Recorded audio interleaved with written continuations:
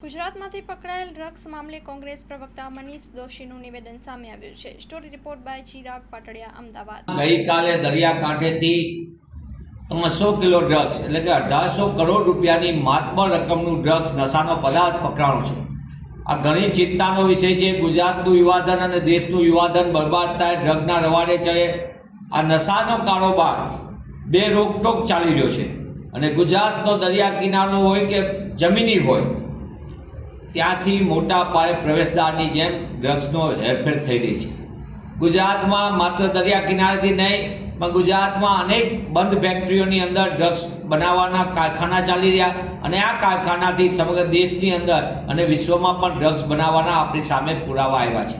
ત્યારે કરોડો રૂપિયાનું ડ્રગ્સ ઠલવાય અને ભાજપની ભ્રષ્ટ સરકાર આંખ આડા કાન કરીને પકડાણા પછી વાહવાઈ કરે, મને એમ લાગે છે આનાથી મોટી કોઈ ચિંતાનો વિષય ન હોય। ગુજરાતમાં જે રીતે નશાનો કારોબાર ચાલી રહ્યો છે અને ગુજરાતમાં જે ભવિષ્ય કહેવાય એવા યુવાનો નશાની આગમાં ધકેલાઈ રહ્યા છે, ત્યારે ભાજપા સરકારને હું પ્રશ્ન પૂછવા માગું છું કે આ પકડાયેલું ડ્રગ્સમાં દર વખતે વાત થાય કોઈ અજાણ્યા શખ્સ ફેંકીને જતા રહ્યા, ચરસમાં જીપીએસ લાગ્યું એમ આપણે કરોડો રૂપિયાનું ચરસની આખા પેકેટો આવે તો કેમ એના આંકા પકડાતા નથી?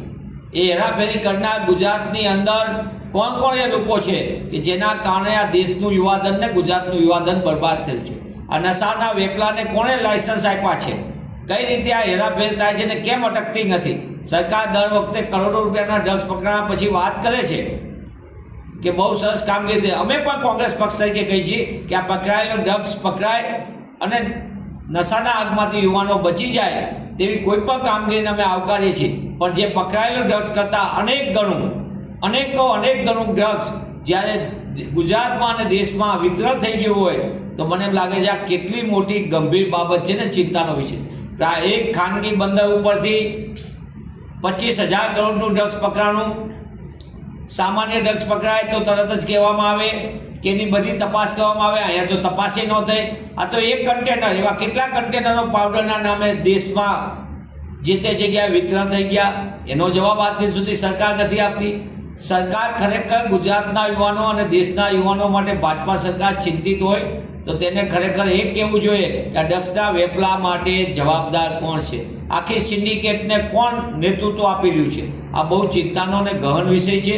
ત્યારે આપના માધ્યમથી સરકાર આગળ માંગ કરું છું કે જે ભાજપા સરકારે વાયદો કર્યો હતો દર વર્ષે 2 કરોડ રોજગાર, એ રોજગાર તો ન આપી શકી પણ દેશના યુવાનોને અને ગુજરાતના યુવાનોને નશાની આગમાં ધકેલવાના જે કારનામા ચાલી રહ્યા છે એ કારનામા સમગ્ર દેશને ઉજ્જવળ ભવિષ્ય સામે મોટો પડકાર છે। દેશના યુવાનોને લાખો પરિવારની બરબાદીનું છે, ત્યારે નશાના કારોબાર ઉપર રોક લાગવી જોઈએ અને આના દેશની અંદર ગુજરાતની અંદર નશાના કારોબારના જે કોઈ ઠેકેદારો હોય એની ઉપર રોક લાગવી જોઈએ।